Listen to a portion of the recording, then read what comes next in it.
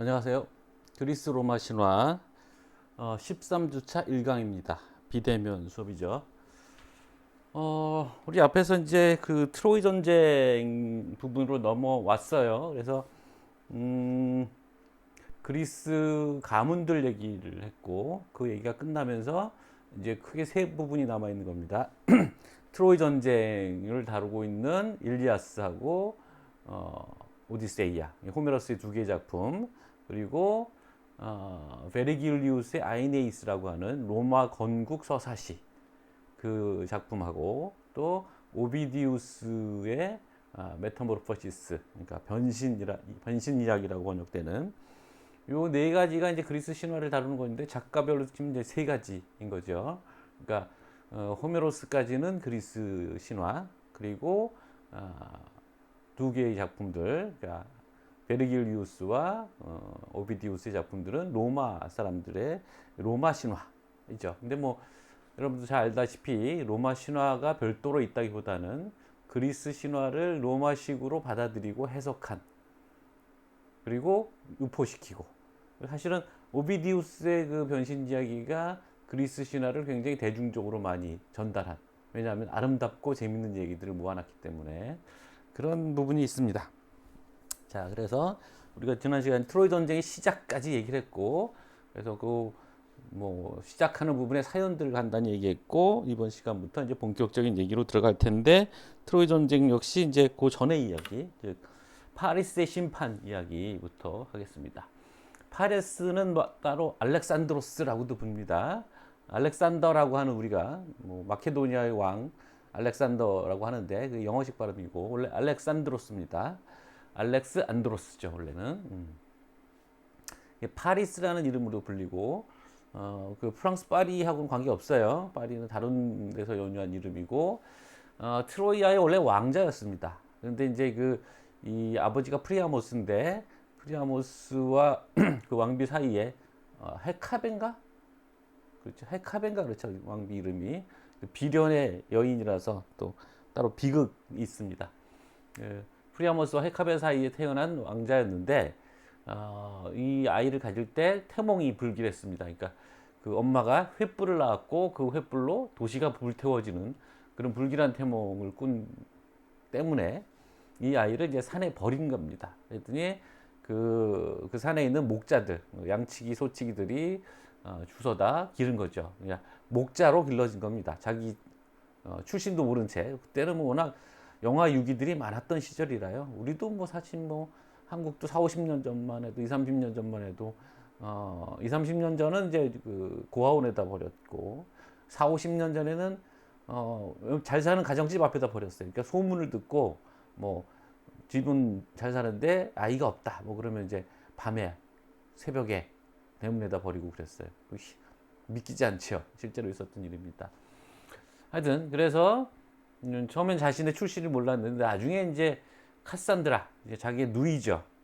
이 카산드라 얘기도 다시 할 텐데 이 카산드라를 만나서 자기가 왕자임을 인정받게 됩니다. 그런데 이제 그 앞에서 얘기했던 그 테티스 여신과 펠레우스의 결혼식에 난입한 브라이 여신, 그리고 그의 황금사가 때문에 이제 그 세 여신이 각자 자기가 아름답다라고 나선 거죠. 그래서 이 난초해진 제우스, 자기 부인이 껴 있잖아요.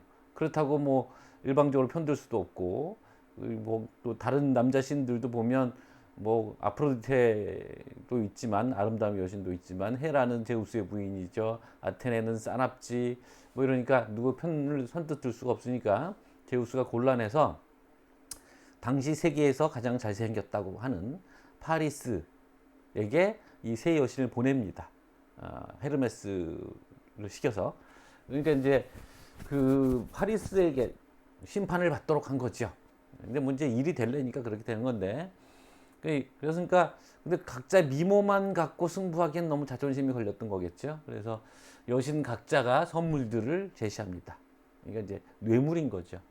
그래서 그 헤라는 제우스의 부인이니까 왕후 아닙니까? 그러니까 어, 강한 권력을 주겠다. 아테네는 전쟁의 신이니까 전쟁의 승리를 보장하겠다.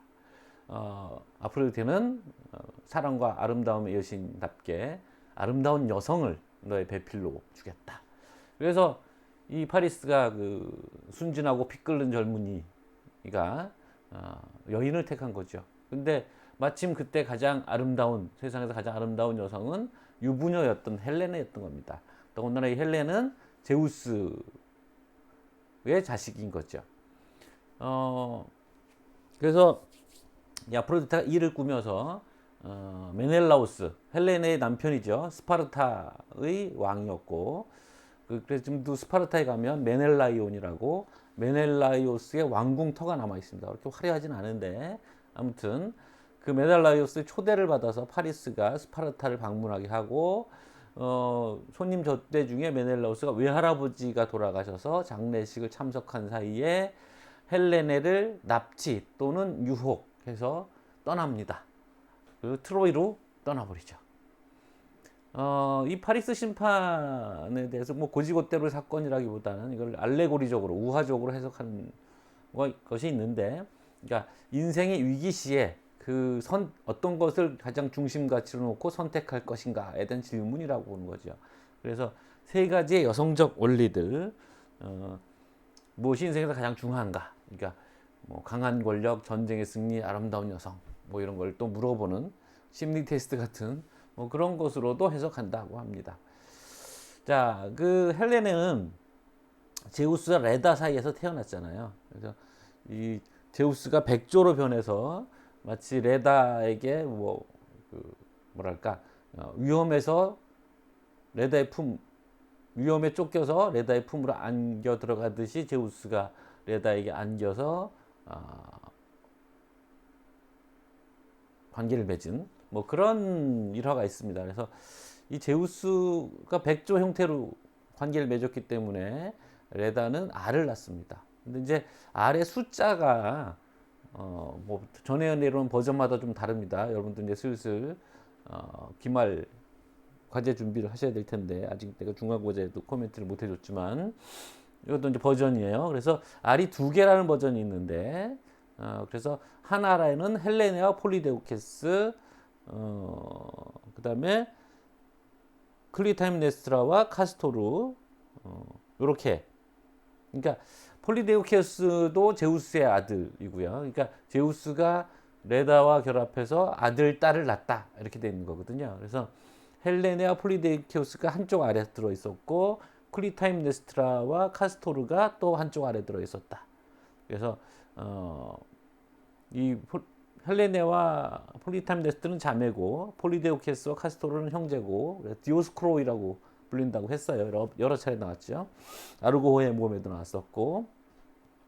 근데 이런 식의 두 알로 얘기하는 설명은 전체적으로 헬레네가 막내로 설정이 되어 있기 때문에 잘 안 맞는다는 문제가 있고, 그래서 알을 하나만 낳았고 거기서 헬레네만 거기서 태어났다라는 설도 있습니다. 또 다른 설로는 헬레네는 사실 네메시스와 제우스 사이에, 네메시스는 복수의 여신이거든요. 그래서 그 헬레네가 결국 그 스파르타와 트로이의 재앙을 가져온다는 것, 특히 이제 트로이의 재앙을 가져온다는 점에서 맞는 궁합이기도 합니다만, 그래서 네메시스와 제우스 사이에서 태어난 건데 레다가 가져다 기르는 거다라는 설도 또 있습니다. 자, 여기 보시면 이 뭐 워낙 이제 미술가들이 좋아하는 버전이기 때문에 이 세 명의 여신들이 심판받는 얘기들은 되게 많이 있어요. 근데 좀 요 버전을 선택한 이유는 지금 여기 보시면 가운데 있는 옷을 제대로 갖춰 입은 은 아무래도 유부녀인 헬레네, 아니 헤라인 것일 테고, 여기 자랑스럽게 자기 몸을 내보이는 건 당연히 아름다움의 여신 아프로디테일 것이고, 여기 이제 수줍게 반쯤 몸을 가린 형태로 자기 몸을 보이고 있는 쪽이 아테네 여신이라고 합니다. 이제 보통 아테네 여신은 전쟁의 여신이고 지혜의 여신이고 굉장히 남성적인 신이기 때문에 화가들이 이렇게 나신을 그리는 경우가 별로 없거든요. 그래서 이 그림이 그런 점에서 좀 독특한 거죠.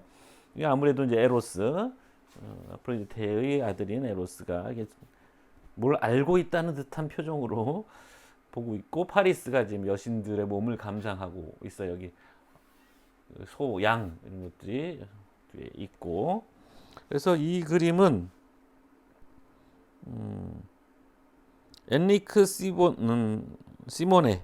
시모네라는 화가고 프랑스 사람이죠. 1904년 작품입니다.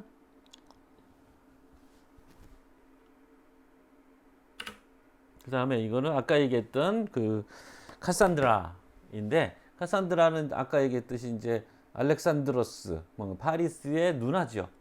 근데 카산드라는 원래 아폴론의 사랑을 받았는데 아폴론이 구애를 하면서 소원을 들어주겠다라고 한 거죠. 그래서 카산드라는 아폴론에게 예언의 능력을 달라고 했고 아폴론이 먼저 선물을 줬는데 카산드라가 몸을 허락하지 않은 거죠. 그러니까 아폴론이 일단 준 건 어쩔 수 없으니까 거기다가 옵션을 붙입니다. 너는 예언을 하지만 그 맞는 예언을 하지만 너의 예언을 아무도 안 믿을 것이다. 이 카산드라 컴플렉스라고 또 유명한 얘기입니다. 그래서 그 카산드라가 여러 차례 트로이의 운명에 관련된 예언을 하지만 사람들이 듣지 않는 그런 이제 비극, 진실을 말하나 진실을 설득하지 못하는 뭐 이런 거겠죠. 그런데 하여튼 그 트로이가 막 몰락하잖아 결국은 이제 그리스 연합군이 우승이라고 그리스 연합군이 승리를 하고 트로이가 이제 불에 태워지는데 이때 이제 그 많은 끔찍한 사건들이 일어나는 것이고 그 중에 하나가 이제 카산드라가 강간을 당하는 거죠. 뭐 전쟁이 일어나면 이런 일들이 고대에는 사실은 지금도 우크라이나 전쟁에서 이런 일이 벌어졌다고 해서 참 21세기에 이런 일이 있다는 게 인간이 얼마나 아직도 미개한지를 보여주는 것 같아서 참 씁쓸합니다만 이 그림은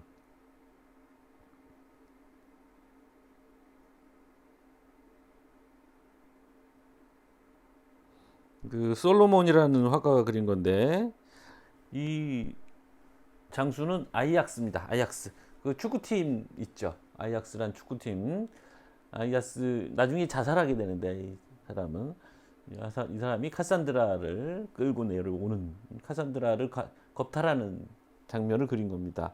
이거 1886년 작품이네요. 건장한 장수가 참 비극적인 대조. 나중에 카산드라는 아가멤논을 따라가게 됩니다. 아가멤논의 뭐 첩이 되는 거죠. 노예 겸 첩이 되는 거죠. 그래서 결국 아가멤논이 자기 부인에게 클리탐네스트라에게 죽을 때 같이 죽게 됩니다. 비극의 주인공이 또 되는 거죠.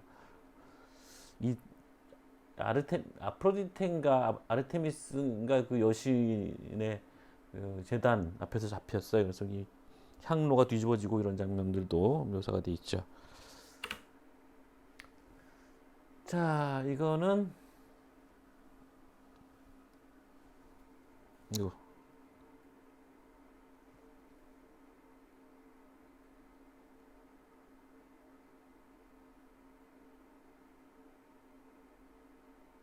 파리스의 심판을 이제 테라코타 이게 벽화를 그래서 구운 거죠. 테라코타 방식으로 한 겁니다. 그러니까 그 사건들을 늘어놓은 거죠. 그러니까 지금 세 명의 여신이 각각 자기들이 주는 선물을 상징하고 있는 걸 들고 있는 것 같죠. 아테네의 창이겠고 이 둘은 애매하게 돼 있네요. 그죠?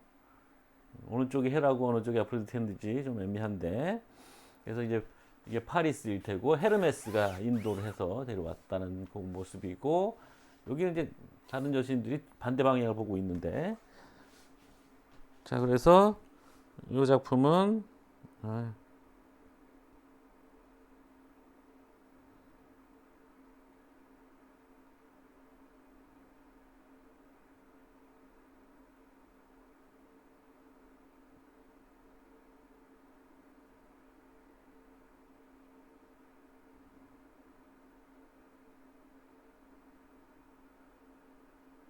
이게 1889년 작품이네요.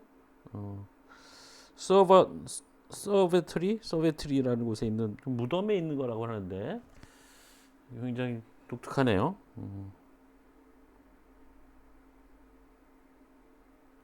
자, 그 다음에 요거는 이제 아까 얘기했듯이 헬레네가 납치당했다는 버전이 있고 서로 좋아서 정분이 나서 아프로디테 여신이 사랑 뭐 에로스에게 뭐 사랑의 화살을 날리게 했었겠죠. 그래서 이쪽은 이제 서로 좋아해서 도망간 걸로 하는 버전이에요. 그래서 이 그림을 그린 사람은 자크 루이 다비드 여러 차례 나왔습니다만, 그래서 이 아파리스와 그 유부녀 헬레네가 서로 좋아하는 모습을 그린 작품이고 1788년 작품입니다. 이것도 이제 파리스의 심판을 다루고 있는데 파리스가 이쪽일 테고 헤르메스의 지팡이와 모자가 보이시죠? 우리 여신들이 이제 뒤에 서 있고 이거는 기원전 560년에서 550년 사이 좀 옛날풍 작품인 것이 좀 나타나죠. 뭐 자세한 미술사적인 뭐 지식은 있지만 그런 얘기를 뭐 다 할 수는 없으니까 그 정도 얘기를 하고, 요거는 아까 런던 얘기했고요. 자, 이게 아까 이제 제우스가 백조로 변신해서 레다와 결합했다라고 돼 있잖아요. 이게 유명한 작품입니다. 미켈란젤로가 원래 원본을 그린 건데 원본은 분실되고 여러 가지 그 복제품만 돌아다니는. 근데 미켈란젤로의 어떤 피풍이 보이는 것이 미켈란젤로가 이게 남녀 구별하지 않고 다 근육이 발달된 형태로 그리거든요. 포즈도 상당히 에로틱하면서도 뭐라 조각상 같은 그런 측면도 있고, 그래서 미켈란젤로의 특성이 잘 나타나는데 원본은 아닌 겁니다. 그래서 이거는 16세기의 카피본. 그래서 이것도 여러 버전이 있거든요.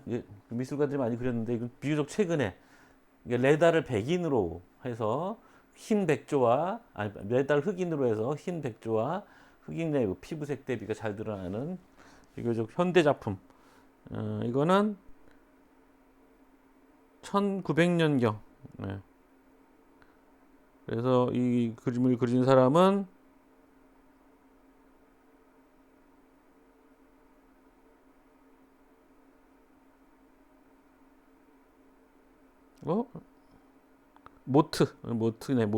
모트라는 화가입니다. 모트.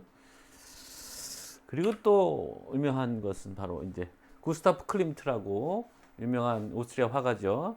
이제 여기 백조가 이렇게 있는 것 같고, 그 전에도 그 황금비를 맞는 제우스가 황금비로 변해서 여인과 결합하는 그림을 그린 화가이기도 하거든요. 그래서 둘 다 그 황홀경에 빠져 있는 모습을 그린 그런 작품이죠. 구스타브 클림트의 1917년 작품입니다. 자, 그래서 이제 전쟁은 어떻게 시작되느냐? 결국 헬레네는 납치됐고 영웅들이 소집됩니다. 이 영웅들이 소집되는 이유는 헬레네가 워낙 아름다운 여인이었기 때문에 공개 구혼을 하게 됐고, 그래서 그 그리스의 각지에서 영웅들이 몰려들어서 헬레네를 차지하겠다고 몰려들어서 난리가 난 거죠. 그러니까 이제 이걸 어느 쪽으로 결정이 나도 뭔가 난리가 날 것 같은 거죠. 영웅들이 모였으니까. 그러니까 그때 아마 오디세우스의 제안이었을 텐데 오디세우스가 이 영웅들이 모인 김에 맹세를 하자. 우리 중에 누가 남편이 되더라도 원망하지 않고 또 헬레네에게 무슨 일이 생기면 우리들은 다시 모인다.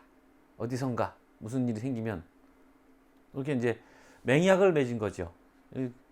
영웅 시대의 영웅들에게는 맹세라는 굉장히 중요한 것이거든요.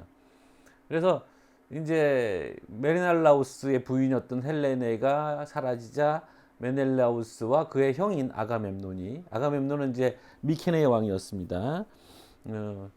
이 영웅들을 그때 모였던 영웅들을 소집하게 됩니다. 그래서 이제 그리스 연합군이 만들어지는 거죠. 그래서 이제 그 소집을 하러 이 팔라메데스라는 영웅이 돌아다닙니다. 팔라메데스는 굉장히 지혜로운 영웅으로 유명한 영웅인데, 근데 한편 오디세우스는 이미 그때는 결혼을 하고 가정을 일구고 있었고 이타카라는 작은 왕국에서 왕 노릇을 하고 있었거든요. 그래서 전쟁에 가고 싶지 않았던 거죠. 그래서 이제 오디세우스가 핑계거리를 생각하다가 팔레메데스가 영장을 가지고 오니까 소와 말 이렇게 짝재기에다가 이게 그 뭐라 그러나 그 수레를 끌게 하고, 그러니까 이제 밭을 가는 수레를 끌게 하고, 씨 대신에 소금을 땅에다 뿌리면서 밭을 가는 신용을 하고 있었던 거죠. 나는 미쳤다. 제정신이 아니니까 나는 군대 못 간다. 뭐 이런 거죠. 그러니까 팔라메데스가 그 모습을 보고 있다가 이제 태어난 지 얼마 안 된 오디세우스의 아들 텔레마코스라고 합니다. 텔레마코스가 나중에 이제 중요한 역할을 하거든요. 텔레마코스를 그 오디세우스가 끄는 그 말과 소, 마차 앞에다 내려놓습니다. 그러니까 이제 미쳤으면 자기 아들이든 뭘든 상관없이 앞으로 몰고 나가서 애가 밟혀죽든 말든 넘어갈 텐데 차마 그러지 못하고 마차를 세우죠. 그러니까 팔라메데스가 군대에 가자 이렇게 이제 끌고 간 거죠. 그리고 이제 또 다른 버전에 따르면 처음에 이 영웅들이 모여서 트로이로 갈 때 1차 원정을 갔다가 실패했다는 거예요. 왜냐하면 길을 몰라갖고 엉뚱한 데로 갔다는 거예요. 그래서 미시아라는 곳에 갔는데 그 왕 텔레포스와 전투를 벌이고 트로이 사람들인 줄 알고 전투를 벌였다라는 건데 이 텔레포스는 헤라클레스의 아들입니다. 헤라클레스 모험할 때 얘기했지만 헤라클레스는 50명의 그 공주들과 자서 50명의 자식도 있고 여기저기 자식이 많아요. 헤라클레스의 아들이었던 텔레포스랑 전투를 벌여서 이때 아킬레우스의 창에 의해서 부상을 텔레포스가 입었고 근데 이 부상이 좀처럼 납지를 않는 거죠. 그래서 뭐 또 신탁을 받아 보니 이 부상을 입힌 사람의 무기에 의해서 다시 고쳐질 수 있다. 뭐 이런 얘기를 들었고 그래서 텔레포스가 그리스로 쳐들어와서 아가멤논의 아들을 납치했던 거죠. 오레스테스라고 해요. 오레스테스. 아가멤논의 아들을 납치했던 것이고 그래서 아킬레우스가 소환돼서 아킬레우스의 창에 붙어있던 녹슨 녹을 상처에 바르니까 낫다. 뭐 이런 얘기가 있습니다. 그래서 이제 텔레포스가 이번에는 그것에 대한 보답으로 길을 안내해서 2차 때는 무사히 트로이에 도착했다. 뭐 이런 얘기인 거죠. 트로이 또는 트로이아라고 합니다. 트로이는 영어식 발음이고 트로이아가 이제 그리스 원 발음이에요. 근데 이게 좀 말이 안 되는 것은 아킬레우스는 나이가 어려서 그 헬레네의 구혼 대회에 참가하지 못했던 거죠. 그래서 나중에 전투에 참가하는 것으로 되어 있는 것이 합리적이다라는 얘기죠. 그러니까 아킬레우스는 소환에 응할 의무가 없었던 거죠. 자, 이제 아킬레우스가 참전하는 것이 굉장히 중요한데 왜냐하면 이제 트로이아 전쟁의 영웅은 아킬레우스거든요. 돌아오는 길의 영웅은 오디세우스지만 트로이아 전쟁의 영웅은 아킬레우스고 호메로스의 일리아스도 아킬레우스의 분노가 어떤 식으로 전쟁의 양상을 바꿔가는지를 묘사하고 있거든요. 여러분들 중에 일리아스를 갖고 이제 1차 과제를 했던 사람이라면 잘 알겠죠. 자, 근데 이제 신탁이 이미 전쟁이 졌다는 전제예요. 이미 전쟁은 벌어졌는데 좀처럼 결론이 안 나는 거죠. 이게 10년 걸리는 거거든요. 그래서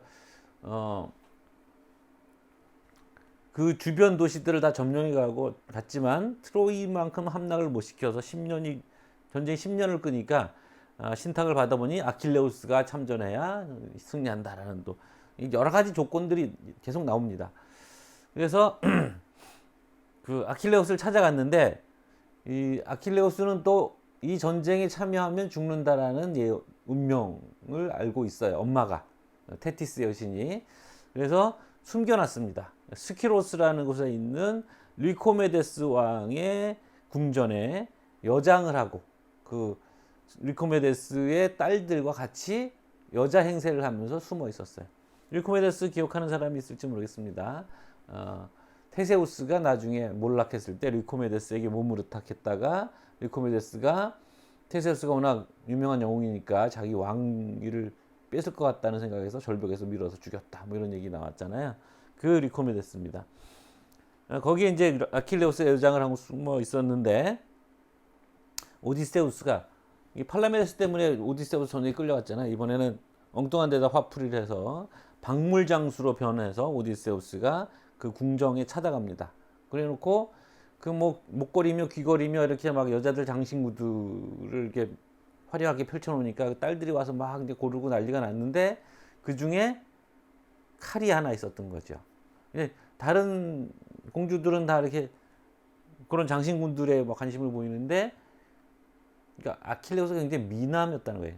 아름다웠다는 거죠. 그래서 여장을 하면 구별이 안 되겠다는 건데 그 중에 한 여인으로 변장한 아킬레우스가 칼에 관심을 갖고 만지작을 했다는 거예요. 또 어떤 버전에 따르면 뭐 무슨 전쟁 나팔을 부니까 아킬레우스가 튀어나갔다 뭐 이런 얘기도 있습니다만 그래서 오디세우스가 딱 덜미를 잡고 데려왔다. 근데 그 와중에 이제 그 혈기방장한 아킬레우스가 여자들과 섞여 있어서 그 사이에 사랑을 했고 거기서 아들 네옵톨레모스가 태어나는데 나중에 이제 트로이 전쟁에 다시 나이든 네옵톨레모스가 이제 트로이 전쟁에 동원됩니다. 그 얘기는 좀 뒤에 또 나올 거고요.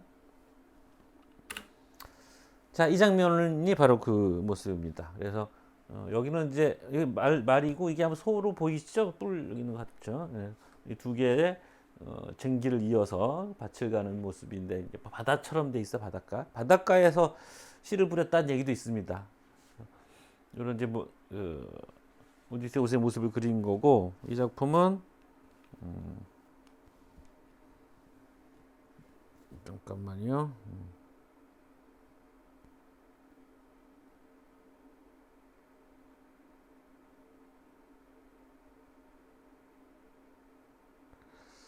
1888년 작품이고요.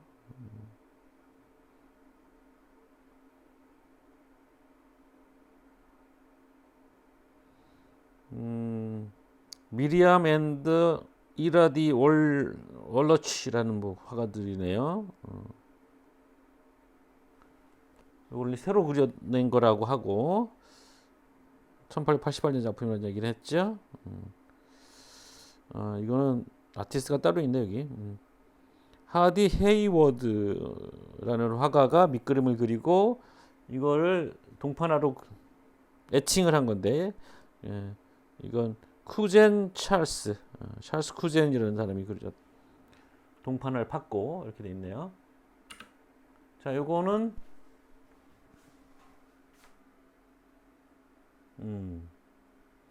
그 작품 아까 얘기했던 그 텔레스인가요? 이름을 까먹었는데 또 보세요. 텔레포스가 아가멤논의 아들을 인질로 잡고 있는 장면입니다. 어디 갔어? 예. 이제 오레스테스를 인질로 잡고 있는 장면이에요. 이거는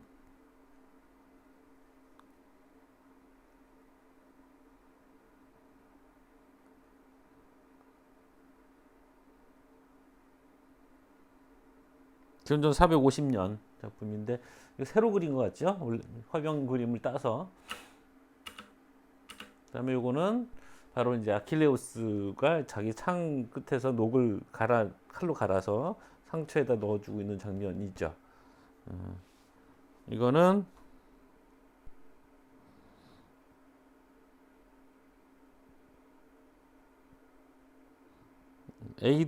기원전 1세기 작품이에요. 텔레포스 부조 집? 뭐 이런 식으로 돼 있네요. 헤르쿨라네움. 이게 이제 헤르쿨라네움이라는 게 우린 지금까지 그 폼페이가 지진에 의해서 지진이 아니라 화산 폭발에 의해서 묻혀갖고 그 사람이 발견됐다는 것만 알고 있지만 그 주변에 있었던 조그만 도시입니다. 헤라클레움도. 그래서 이렇게 보존되어 있는 거야. 그래서 텔레포스의 이런 부조를 조각해 놓은 집이라는 명칭으로 불리는 거죠. 굉장히 생생하게 잘 돼 있죠.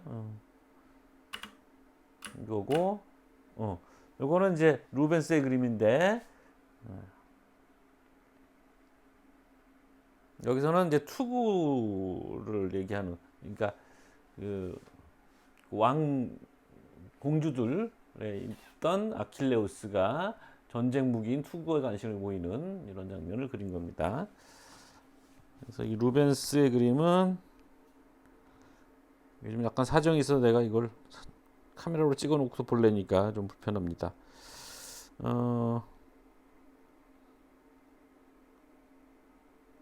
참,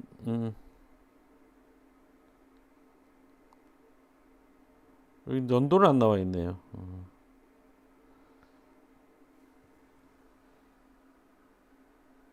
그 다음에 이거는 아까 이제 네옵톨레모스 얘기했잖아요. 네옵톨레모스가 안드로마케라는 트로이의 그러니까 트로이의 왕자.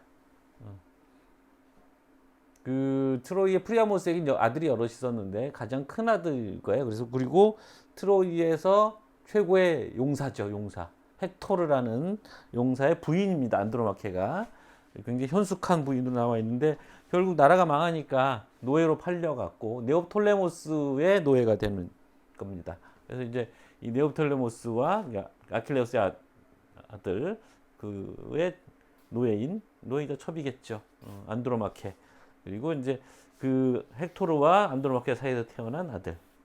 그래서 그 이 부부, 이 가족이 헤어지는 장면이 굉장히 감동적으로 또 슬프게. 헥토르는 이제 애국자거든요. 그래서 그런 모습이 일리아스의 묘사가 돼 있어서 굉장히 많이 조명받는 여인이기도 합니다.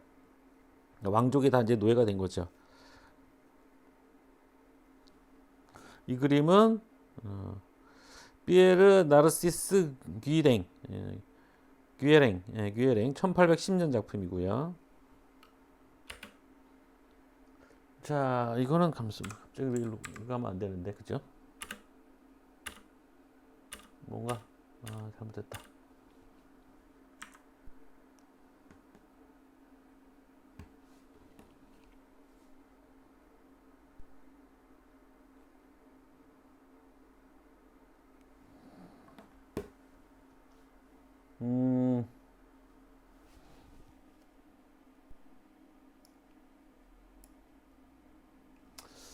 일단 뭐 시간도 애매하게 돼 있고 여기 지금 커트가 애니메이션을 잘못 넣어갖고 자막을 가리고 있습니다.